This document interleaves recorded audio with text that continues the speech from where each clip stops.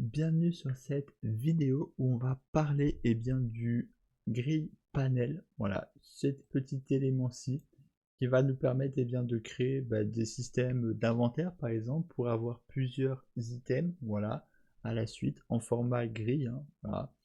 C'est ce qu'on va pouvoir voir dans cette vidéo. Donc on va prendre l'exemple d'un inventaire assez simple, hein, voilà, on va juste prendre un petit exemple d'un petit tableau, voilà.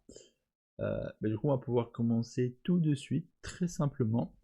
Donc, on va déjà se créer un widget, hein, mais si vous avez regardé la première vidéo de cette petite série widget, vous devez savoir comment créer un widget. Du coup, là, on a un petit widget. J'ai mis un Canva. Donc, pour ceux qui n'ont pas vu la précédente vidéo, je crois que c'était pour comprendre un peu le fonctionnement de Canva, hein, qui en résumé nous permet d'afficher des éléments, hein. Et du coup, nous, on va prendre le petit grid panel qui est juste ici. Voilà. Alors, ce qu'on va juste faire avec ce grid panel, c'est lui mettre au-dessus un petit border. Parce que là, bien évidemment, il n'a pas de fond. Voilà, donc on va lui mettre juste au-dessus, on fait clic droit, white, et on va mettre un petit border. Voilà. On va le mettre, aller avec un petit noir gris, voilà, et une légère transparence. Voilà. On va ajuster ce petit border, voilà, on va l'ancrer, voilà, très simplement, ce border. Je vais pas revenir sur l'ancrage, hein, mais voilà, l'ancrage c'est pas très compliqué à comprendre, c'est ce qui nous permet de garder un item à un endroit précis, voilà, comme ça, hop, je vais mettre 200 plutôt, voilà. Ça nous permet de garder un item à un endroit précis, donc là par exemple, il est centré au centre. Ça veut dire qu'il sera toujours à 150 pixels du haut, il sera toujours à 300 pixels de gauche, 300 pixels de droite et à 200 pixels d'en bas. Par contre, le centre, et bien là, ça peut varier selon les dimensions d'écran, le centre peut varier. Par exemple, là, de là à là, il peut y avoir 1000 pixels, comme avoir 20 pixels selon les écrans. Bon, 20 pixels, bref, mais voilà, ça peut vraiment varier. Donc voilà, c'est vraiment une taille définie comme ceci. Voilà. Nous, on va rester comme celui-ci, voilà, très simplement. Et là, ici, on a notre petit gris. Voilà, très simplement, gris juste ici, qu'on a créé. Et bien ici, quand on a un item à l'intérieur, on peut aussi choisir le padding, hein, si on veut que ce soit espacé de 10, 200, voilà, qu'il y ait un écart de 100, voilà, hop. Là, je vais juste mettre 25. Voilà, c'est un petit écart convenable. Voilà, très simplement. Là, on peut dire si on veut l'aligner. Voilà, si on veut que ce soit à droite, à gauche, au milieu. Voilà. Moi, je préfère que ça prenne tout. Voilà. Ensuite, ici, on a les colonnes. Voilà, colonnes. On a fil, comme ceci. Voilà. On peut choisir l'index. Voilà, on peut choisir un peu ces éléments-ci. Voilà. Bon, ça, je vous laisserai voir par vous-même, mais il n'y a pas trop de complexité. On verra quand on aura le tableau de fait. On y reviendra sûrement là-dessus, mais là, je vais supprimer. Voilà. Comme ceci. Je vais dire beaucoup voilà, ne vous en faites pas. Ensuite, on va fermer le petit accessibilité parce qu'on n'a pas forcément besoin d'y toucher aujourd'hui. Le tooltip, je vous le répète, si je tape par exemple UI par exemple et que je lance la partie, si je viens dessus, alors pourquoi ça ne met rien, pourquoi ça ne met rien, ah je pense que ça ne met rien parce que ça doit être vide, c'est pour ça, ça ne met rien parce que c'est vide. Mais normalement, quand on passe dessus, ça doit afficher quelque chose. Mais vu qu'il est vide, je pense que c'est pour ça que ça ne met rien. C'est parce que l'élément est vide. C'est pas grave, voilà, c'est parce que c'est un élément transparent et qu'il est vide. Mais normalement, ça doit afficher, voilà, là on voit un petit message blanc, tout type, texte, tout show, one. Normalement, ça doit afficher ce message sur l'élément quand on passe dessus. Voilà, c'est exactement le même truc pour que vous puissiez comprendre. Enable, ça veut dire qu'on ne peut pas cliquer. Donc c'est utile si c'est par exemple un bouton et qu'on veut que le bouton ne soit pas cliquable. Là, bah, c'est pour la visibilité, l'opacité, si on veut que ce soit visible ou pas. Bon, là, c'est une grille panel, donc il n'y a pas trop d'intérêt. Et du coup, voilà, ça nous donne tout ceci. Donc ça, on peut l'enlever. Hop, voilà. Ça, on n'en a pas besoin. Et ça non plus. Voilà. Du coup, nous, ce qu'on va faire, c'est prendre cette grille et mettre is variable. Voilà, mettre la grille en variable, très simplement. Et on va faire graph. Voilà, parce qu'après, on n'a pas grand-chose à voir de plus. Et ce qu'on va faire quand on est dans le graphe, alors ça, je vais juste supprimer, je sais pas pourquoi il était là. Quand on est dans le graphe, on va faire get player controller et set show mouse cursor qu'on va cocher. Comme ça nous permet d'avoir la souris. Voilà, sinon on n'a pas la souris. Et vous pouvez aussi faire dans le content un clic droit level, voilà, pour que vous puissiez avoir un level comme celui-ci, hein, un level avec un écran noir. Ensuite, vous faites bien sûr save. Et juste ici, dans Open Level, vous pouvez du coup afficher le widget. C'est vrai que je ne l'ai pas forcément dit, voilà. Mais comme je l'ai dit dans la première vidéo, normalement je l'avais dit. Donc voilà, si vous ne l'avez pas vu, n'hésitez pas à aller la voir si ce n'est pas le cas. Du coup, nous, ce qu'on va faire, c'est qu'on va faire en sorte de créer un tableau et d'afficher plusieurs éléments. Voilà. On va déjà essayer d'afficher des éléments comme ça sans rien. On va prendre par exemple des boutons qu'on va afficher pour que vous puissiez voir. Le bouton par exemple, je vais lui mettre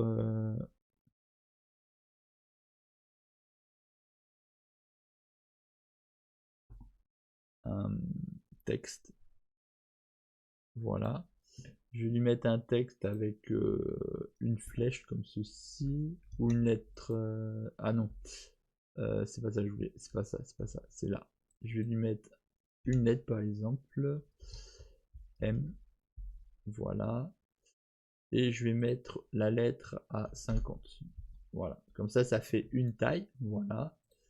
Et là, ce que je vais faire, ça va être dupliquer. Voilà, je vais dupliquer plusieurs fois, voilà. Et ce que je vais faire, c'est que je vais déplacer. Voilà, je prends là, je fais la petite flèche. Je prends la petite flèche. Là, je vais faire aussi dans le bas. Hop, voilà. Donc là, on prend cet item, on voit qu'il est collé là. Je vais l'emmener par là. On prend celui-là, on va l'emmener par là. Celui-là, on va l'emmener par ici. Celui-là, on va l'emmener par là. Celui-là, on va le mettre en bas. Et celui-là, voilà, on va le laisser comme ça. 2, 4, 6. Parfait. Donc là, on a un petit tableau comme ceci. Et là, si on revient dans grille, on prend ceci. Donc on fait le plus là, par exemple. Et si là, par exemple, je mets, je sais pas, 1, et que là, je mets 1 aussi, voilà, admettons, ça va nous donner ceci. Là, je vais faire à nouveau pour mettre une deuxième ligne, et je vais mettre, par exemple, là 2, et là, ici, 4, par exemple. Voilà, là, ça nous donne des tailles différentes, voilà, admettons, comme ceci.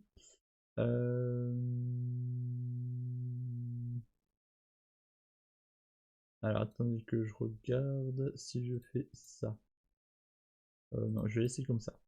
Ok, donc là, on a du coup ceci. Je vais juste en ajouter d'autres. Je vais mettre par exemple là à 4, à 6, là 8, là 2, par exemple. 4.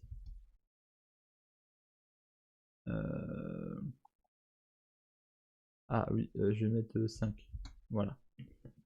Donc là, si on regarde comme ceci, ça peut nous donner des différences, voilà, au niveau de l'affichage et de la taille des éléments. Donc là, on peut voir que là, ceci, la colonne 1, elle est de La colonne 1, elle est de... Alors du coup, c'est normal, la colonne 1, je vais la mettre à 0. Voilà, la colonne 1, je mets à 0. Donc là, on peut voir que la colonne 1, donc celle-ci, elle est à 2. Voilà, donc voilà, elle prend une place de 2. Là, elle prend une place de 4. Là, de 6, donc c'est plus grand. Et là, du coup, bah, ça prend le reste. Voilà, du coup, c'est pour jauger les tailles. Voilà, si je prends par exemple, ça, je mets 2. Là, je mets 1. On voit que ça fait un espace parce que du coup, cette case n'existe pas. Voilà, très simplement. Voilà, si je déplace de toute manière, si on peut déplacer, donc ça va. Voilà, donc là, ça nous donne ceci. Voilà. Ça permet de différencier les tailles si on veut par exemple des tailles différentes, qu'on en a qui fassent 12 ou je ne sais quoi. Ou alors si justement on veut que chacun fasse 5, alors on va enlever le 0. Si on veut que tous y fassent 5 par exemple, voilà, tous, autant qu'ils sont, hop, hop, voilà, et 5. Là ça voudra dire que tous ils devront faire une taille bien, de 5 pour avoir la même dimension. Donc ça peut être utile par exemple si jamais vous voulez placer des choses qui n'ont pas forcément de taille pour pouvoir leur donner toujours la même taille. Bon, le seul problème c'est qu'il faut prédéfinir une taille par défaut, hein, mais c'est tout à fait possible. Voilà, si jamais vous souhaitez le faire. Nous on va le supprimer parce qu'on n'a pas forcément besoin de ça. Voilà, c'est pas ultra dramatique. Et nous, ce qu'on va faire, c'est supprimer ceci et créer des petites icônes. Voilà. Juste là, on va se faire des petites icônes très simplement. Voilà. Donc, pour que vous puissiez comprendre, on va déjà faire un truc, c'est que par exemple, si on a un inventaire, voilà, ce qu'on va vouloir, c'est que ça affiche les items, mais que ça supprime les anciens items. Par exemple, si on avait ouvert le menu avec 10 fruits, par exemple 2 pommes, 4 bananes et 2 morceaux de pain, quand on va réouvrir, on veut que ça supprime et que ça réaffiche tout l'inventaire. Donc on va vider d'abord l'inventaire avant de réafficher tout ce qu'il y a dans l'inventaire. Donc on va faire un clear. Voilà. Je sais que je vous fais un petit tuto aussi inventaire, hein, mais voilà, c'est pour vous donner envie aussi peut-être de regarder la petite série inventaire. Voilà, comme ça supprime tout. Donc du coup, si admettons là, je mets, je sais pas, un bouton, voilà, je mets le bouton. Si je le mets pas, bien quand je vais lancer, on va avoir le bouton. Par contre, si je fais clear, on voit que le bouton n'est plus là. Voilà, du coup, ça vient le supprimer. Comme ça, c'est beaucoup plus intéressant. Et ensuite, ce qu'on va juste faire, c'est se créer un nouveau petit widget qu'on va nommer, donc à clic droit, widget, new et user, qu'on va nommer test B, comme ceci. Voilà. Et on va prendre vite fait un petit sizebox. Donc c'est pareil, vous aurez peut-être la vidéo prochainement sur les sizebox, hein, mais je vais vous le faire rapidement, comme ça vous pourrez suivre après la vidéo quand elle sortira. Des sizebox, voilà, je vous fais assez rapidement. On va faire du coup un petit 100 et un petit 100. Voilà, très simplement. Voilà. On va mettre très simplement un petit bouton. On va mettre une image. Voilà. L'image, je vais faire en sorte qu'elle prenne tout. Là, je vais faire moins 10. Moins 10. Moins 2 et moins 2. Alors pourquoi on fait un moins 10? Voilà, parce que avec justement un moins 12 même, ça permet de centrer. Par exemple, là, si on réfléchit, quand on fait par exemple 0, c'est la taille normale.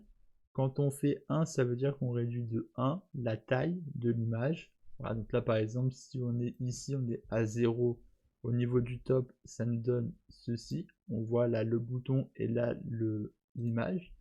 Si je mets par exemple 10, on voit que ça prend 10 pixels de padding. Ça veut dire que ça fait 10 pixels après la bordure du bouton, voilà, à l'intérieur. Par contre, si à l'opposé je fais moins 10, ça veut dire qu'on fait moins 10, voilà, par défaut, voilà.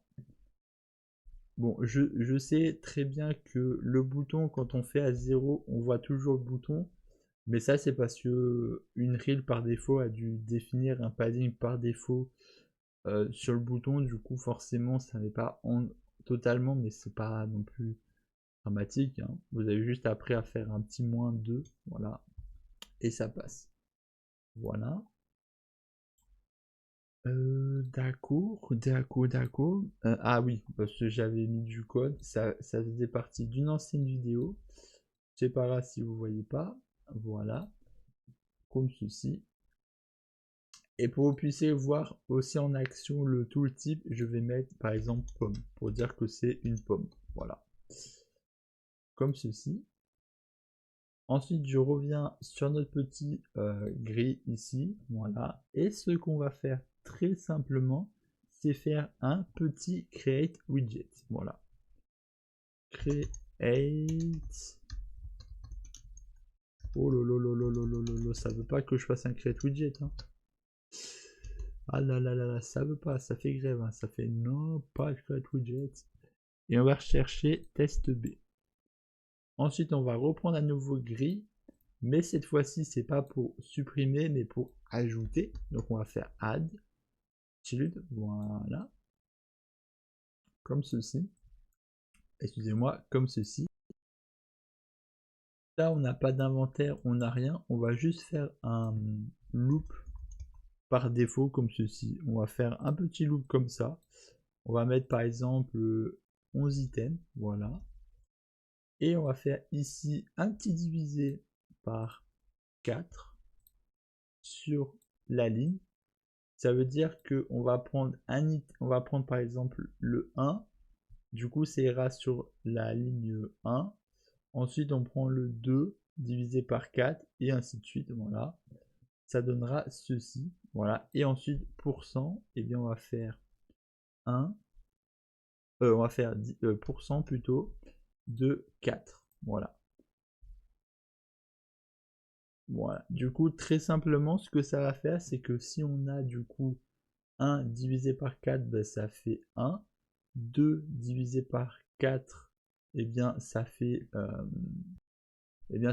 toujours en dessous de 1. Et quand on est à 4 divisé par 4, eh bien, ça nous fait toujours quelque chose en dessous de 1. Voilà, ça nous fait du coup 1.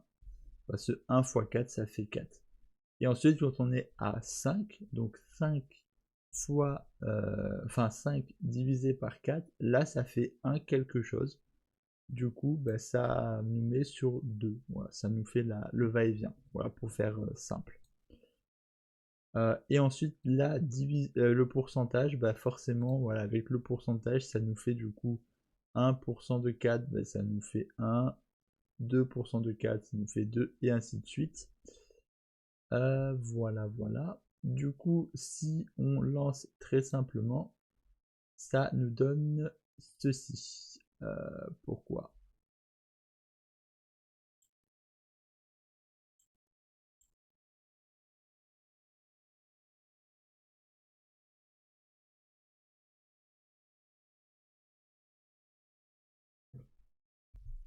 Alors, l'erreur est toute simple. Voilà. Si on fait ceci, que je quitte et que je reviens sur Tab, ici, enfin sur test B, on va cliquer dans bouton et on va mettre par exemple 10. Voilà, pour faire un espace. Et si l'on clique, on voit bien qu'il y a des séparations. Voilà, c'est juste que vu que c'est blanc, tous les boutons, bah forcément ça se lit.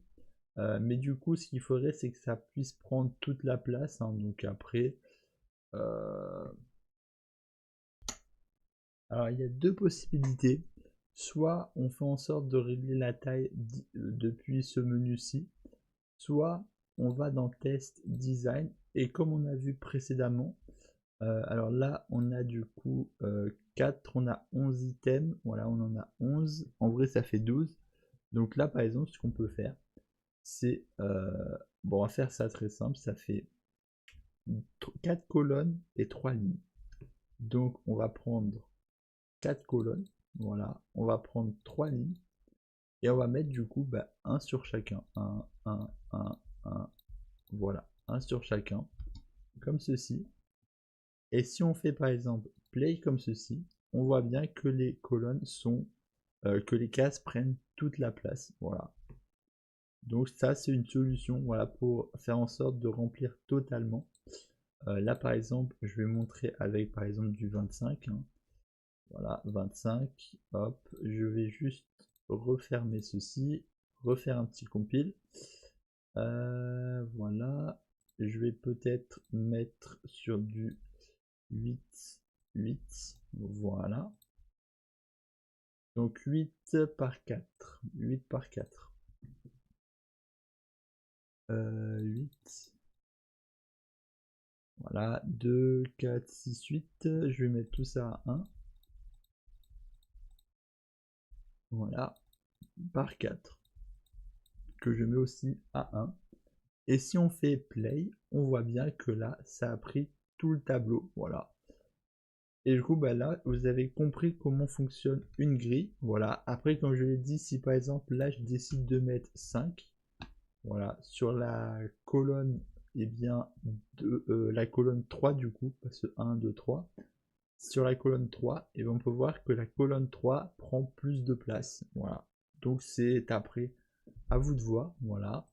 On peut aussi, du coup, mettre plus, par exemple, à 2.